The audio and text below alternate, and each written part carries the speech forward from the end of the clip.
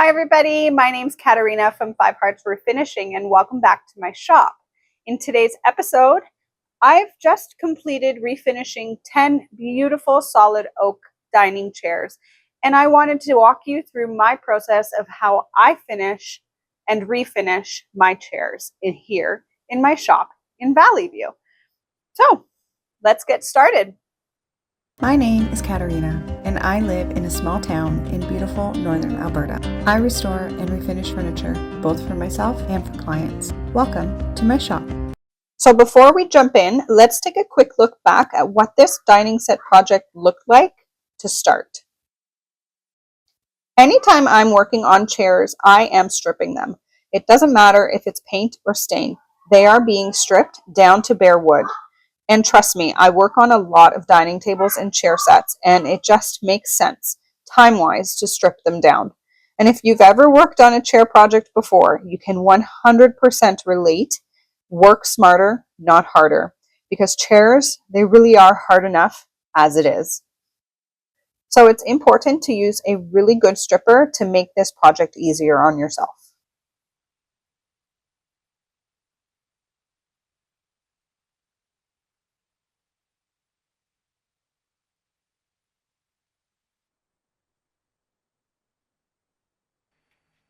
You can strip your chairs while they're still together, or you can strip them while they're taken apart. I say it really depends on the condition of each chair and what work needs to be done to them repair-wise. In this case, even though several repairs were needed on every single chair individually, I did choose to strip them while still intact. And as I am working indoors during the colder months, I did choose to use my circa 1850 soft strip gel stripper to get this task done. I like to use my scrapers to remove factory finishes. I find this an effective method, and you can really use any scraper that you have on hand to do this. Once everything is scraped off, I neutralize the stripper with mineral spirits. You can also use water with this stripper to neutralize it, but for this project, I chose to do mineral spirits instead. To get all of the finish off on the legs, I use a small metal brush to agitate the finish and really work my way around the leg and into each crevice. Make sure you're using a soft bristled metal to avoid damaging the wood. I then go over the leg again with more stripper and a green bristle sponge to remove any finish left over. And then finally, neutralize with mineral spirits. I do this process on all the bases of every chair, and with a project of this size, 10 chairs, that's 40 legs and 40 stretchers in total, which adds up to hours and hours of labor time. It's really no wonder why refinishers hate doing them.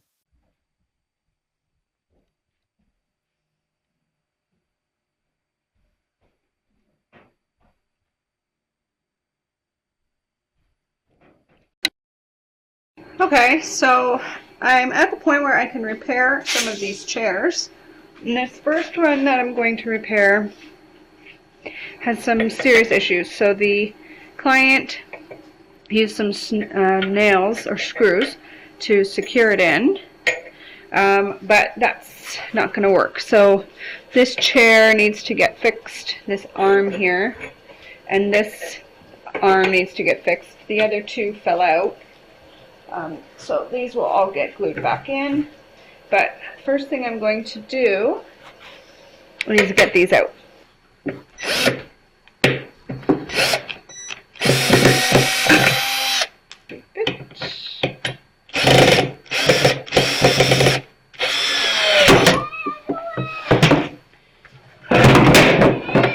Okay. Oy. Okay. So that is quite a significant break, and in both of them. So one broke off here, and the other one broke off here. So we will have to figure out how to fix that. Let's do that first. Take everything apart and sand it down.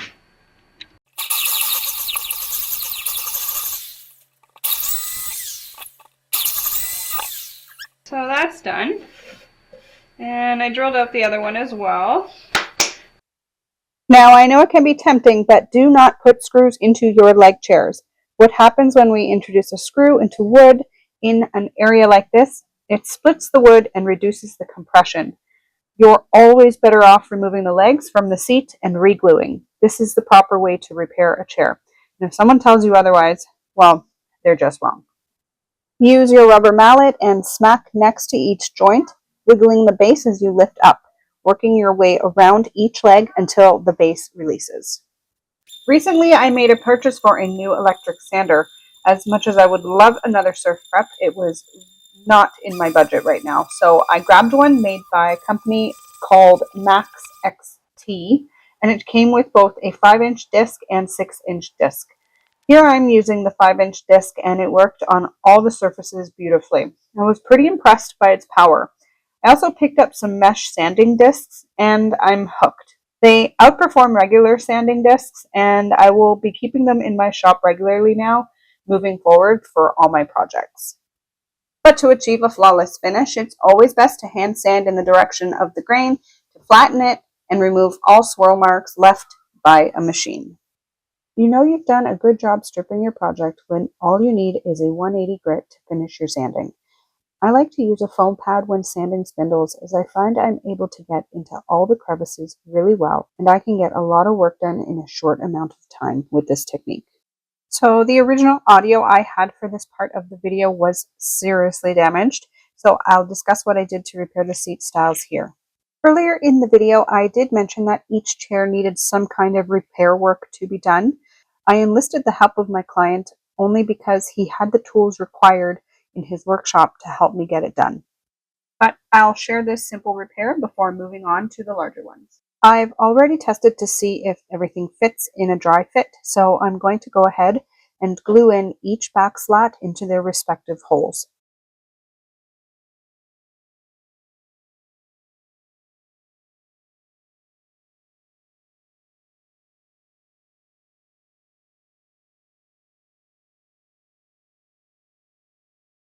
Let it dry and then add the new shims to anchor the outside arm. To add the shims, it's quite easy. To remove the old shims, I just simply drilled them out, and now I'm going to add new ones to anchor the arms in place using compression force. So you're going to cut yourself some small pieces of wood, and with these pieces you're going to insert them into the open slot at the base of the arm here. And as you force them down using a hammer, the pressure increases on the sides of the wood, forcing it to push outward and compress against the seat wood. This is what keeps the seat back and arms in place. For the next repairs, the client helped me with these. As it was done off property though, I don't have any footage of it being done, but I will do my best to break down what's been done for you here. So the neck on this slat snapped off.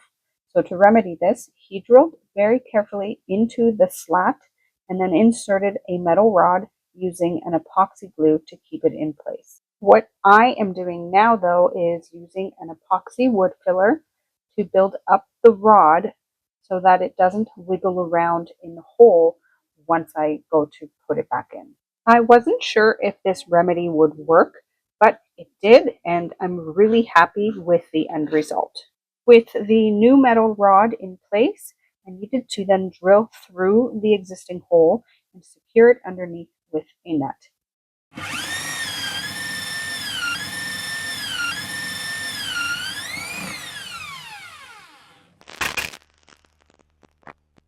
My client then did the same remedy to repair the outside stile, but since there was more of the original wood left over on this piece, I did not need to use any epoxy filler as there was no void present.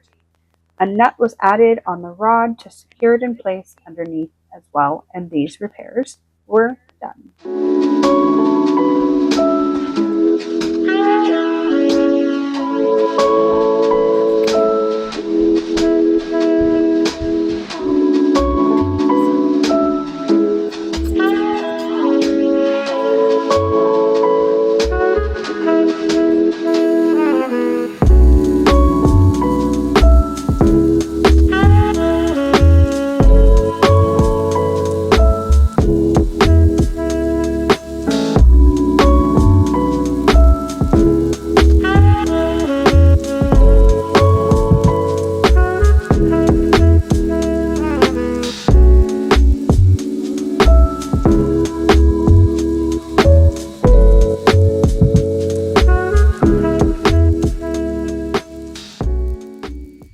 I like to attach my bases and legs together at the end after I've done one stain on a project.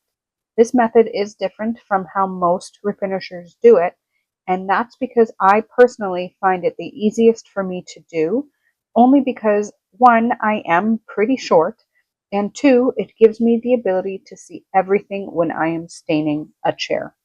My method may not be ideal for everyone, but it's never failed me, so I'm just going to keep on doing it. That's it for today's video on how I refinish chairs. If you like this kind of content, please be sure to like, comment, and subscribe. And join me on my road to 10,000 subscribers by the end of 2025. My goal this year is to bring my husband home so we can work together to grow my channel and continue to bring you more awesome content. But for now, please enjoy the end result of these beautiful oak chairs, and I will see you all on the next episode. Bye for now, everyone.